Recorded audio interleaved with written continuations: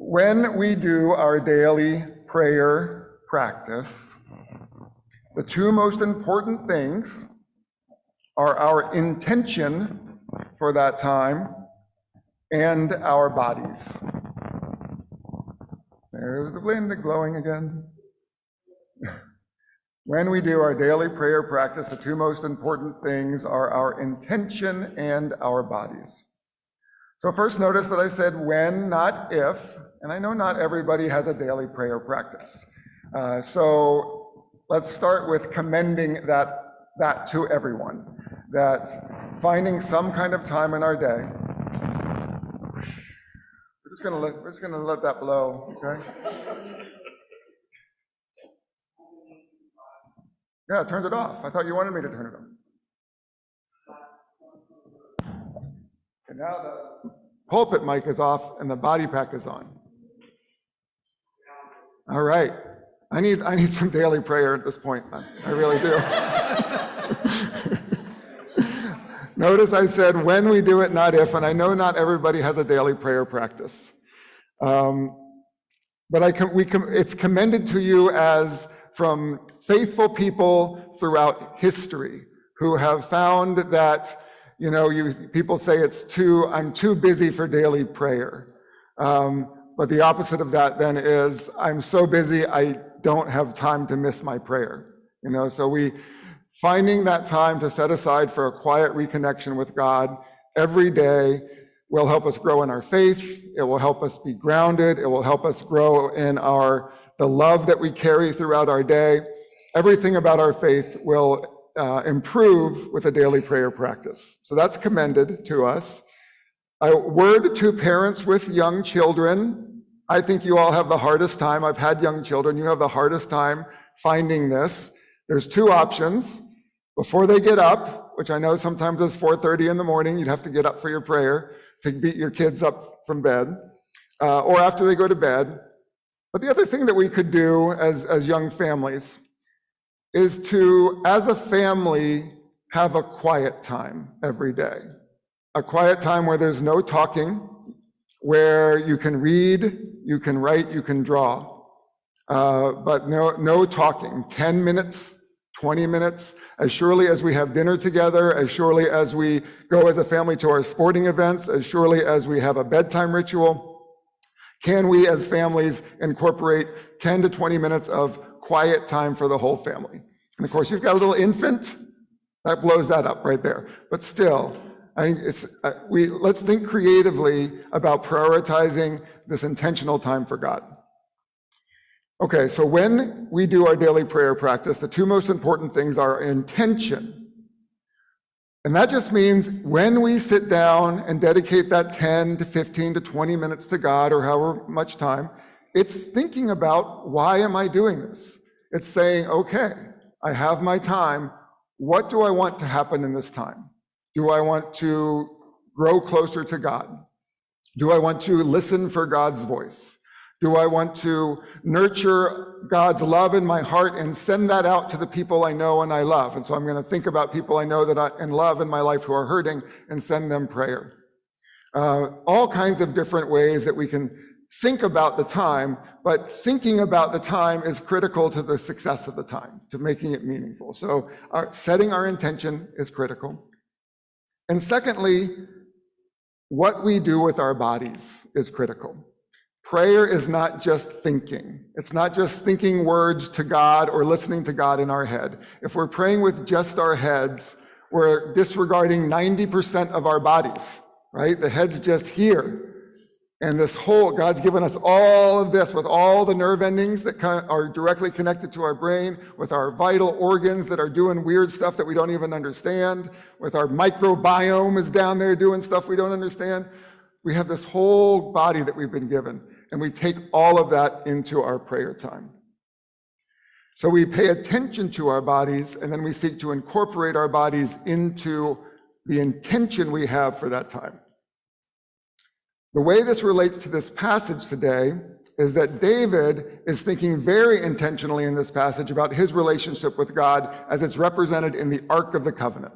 And as Missy said, the first attempt when he wanted to take the Ark of the Covenant to his new capital city of Jerusalem. It ended in disaster because the ox cart driver who had the Ark in the back, they were going along, and there was a lot of stuff going on that I'll tell you about in a minute, but they went over a bumpy place, and the ox cart driver was worried that the Ark was going to fall, so he put his hand back to steady it, and God struck him dead. And we are not going to do a sermon on that today. That's some other sermon. Let's just take it as part of the story for right now, okay? God strikes him dead. It says David is afraid and David is angry when this happens. And so he leaves, he says, I'm not taking this ark, it's too dangerous, I'm leaving it at somebody's house. He left it at the house of Obed-Edom, and it said immediately Obed-Edom started to be blessed. He started to be prosperous. Everything went well for Obed-Edom as soon as the ark was there. David heard about that, and he said, oh, maybe I'll give this ark a second chance. And so he goes and he takes the second attempt, which is what we read today. Here are some differences between the two attempts. The first attempt, it says he had 30,000 of his chosen men. This is almost certainly his army. So he's bringing the ark forward with his army. The second attempt, it really focuses on David. David is the one who's the center of attention in the second story. His household is involved too in both stories, but we don't get mentioned the 30,000 men. In both stories, both attempts, he dances as he brings it forward, using the body like we're talking about. But the second attempt, he puts on an ephod. This is a priestly garment. And so he's paying even more attention to what his body says about what he wants his relationship with God to be. The first attempt, there are many instruments. There are cymbals and castanets and lyres and flutes and harps, and there's singing. The second attempt, there is just trumpets and shouting instead of singing. And then as we just heard, the second attempt has this sacrifice. Every 6 steps, he sacrifices an ox and a fatling, which I just think is terrible. What a terrible way to honor God. But that's what he does. And back then, that was the thing that you did to honor God, to show that you were serious about this. You were reverent, as Missy was telling us. You were taking that seriously. So those are the two differences. I would caution us against trying to say, okay, what is the one-to-one correlation on each one of those things the second time? Let's not try to do that. Let's not try to say, okay, God doesn't like castanets, so we're not going to use any castanets. They're really annoying to God, apparently, right? We were only going to use trumpets from now on, so let's not do that. But let's say these two things that I've suggested we lift up out of these two stories. The second time, David's intention for his relationship with God changed, and he was very careful and thoughtful and intentional about his intention. And the second time, he did put on that ephod, so he paid even greater attention to what his body was saying about his relationship to the divine. So, the second part of this sermon is the demonstration time and participatory time. So I got to try and take this jacket off without losing all 3 of these other things that I have on, okay? And I want to make sure my shirt's tucked in and my fly zipped. Okay, we're good.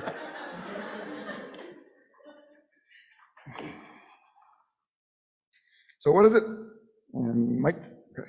What does it look like to use our bodies in prayer?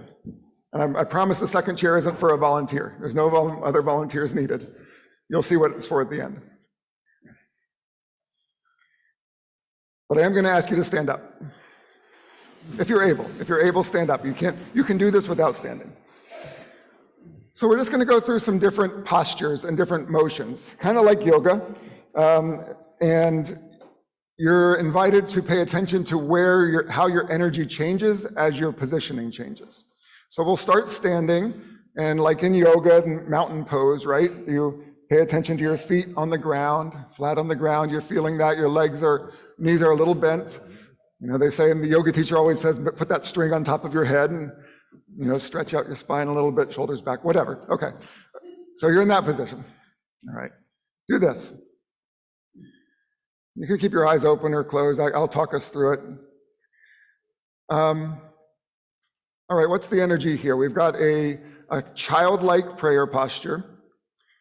This is how little children will often pray right at the beginning, and as almost intuitively, maybe they'll see us do it. Our palms are pressed together. What does that feel like, to have your palms completely pressed together? For me, the energy of this position is right at the heart, like right where my hands are over my heart.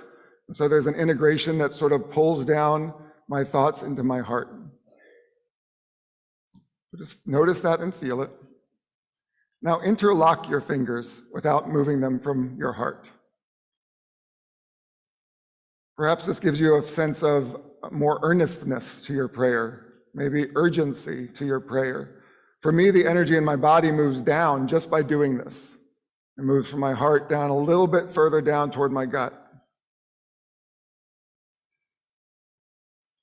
Okay, now place your hand, unclasp your hands, place your hands palms up in front of you, like you're holding a tray. How does this change your energy? Maybe it's this can be a giving of something or a receiving of something. There's a sense that something's coming up from above us or being handed to us. Maybe we are holding in our minds and in our imaginations a loved one here in our arms. Maybe God is giving us something to hold. Maybe we are giving God something to hold. My energy is also right down in the middle of my stomach right now with my hands. All right, let's put those hands up above our heads now. Maybe look up toward the ceiling a little bit if you want to, or put your head down. Experiment a little bit with where your head is while your arms are up. Ceiling, floor. Move those hands around in different positions. Put your palms up toward the heavens in different positions. Maybe put your palms straight outward and you're now sending some energy out here, out into the world. Try lowering, they're over your head still, but sort of lower them down. Now all the way out, like and there's two feelings here. One is embrace, complete openness.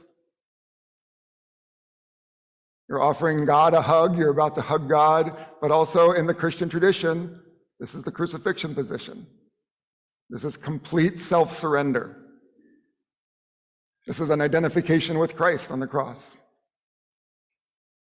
Okay, you can put your arms down and you can be seated.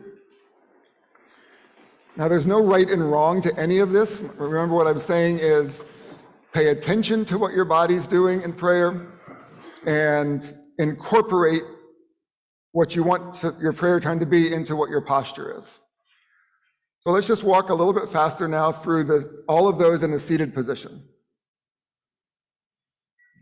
Palms together. Now we're seated. Now we're supported. We can feel our butts against the chair. We can relax a little bit more. Maybe we're going to lean back in the back of the chair here, or maybe we're not. Interlock those fingers now. Feel how things are changing here.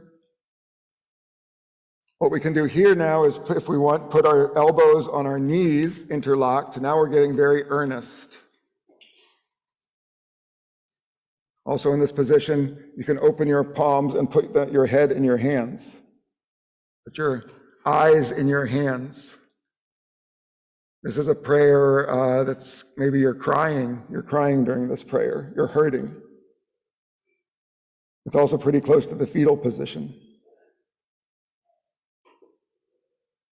Okay, and straighten up and let's put our hands over our heads now. Again, all the different ways that you might try that. You don't have to wait for me to tell you what to do with those hands.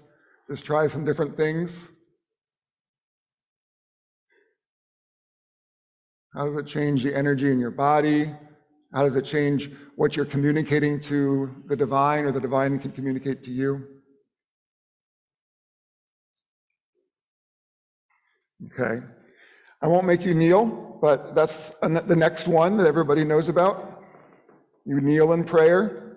Here's a real supplication, a real acknowledgement of God's authority in your life. It can be straight up and down, or you can sit down onto the backs of your feet.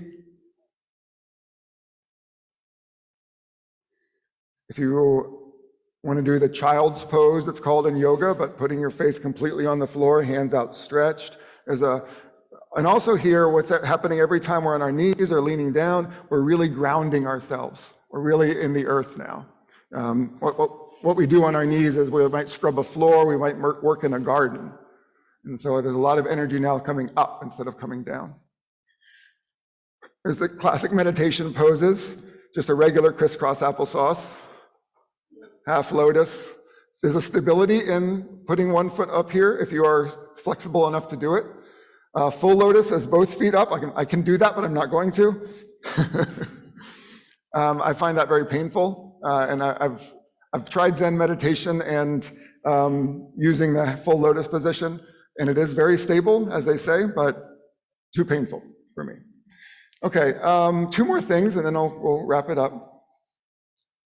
Walking is something we can do with our bodies during prayer. And they say that when you have large muscle groups doing repetitive things in your body, it loosens things up in your mind. So walking is a great way to listen for God, if you need some kind of inspiration. But there's other things that you do with repetitive motions with large muscle groups. One is showering. This is a repetitive motion with a large muscle group. When you shower, you can pray. Washing dishes, prayer time. And then the last one, and just so you can hopefully break out of this, any kind of feeling that you have to do this right. Because I'm going to show you how I often pray. I practice prayer every 30 minutes every morning. And sometimes it's just like all I can do is to show up. You know, I don't feel like doing it. And if I'm in that mood,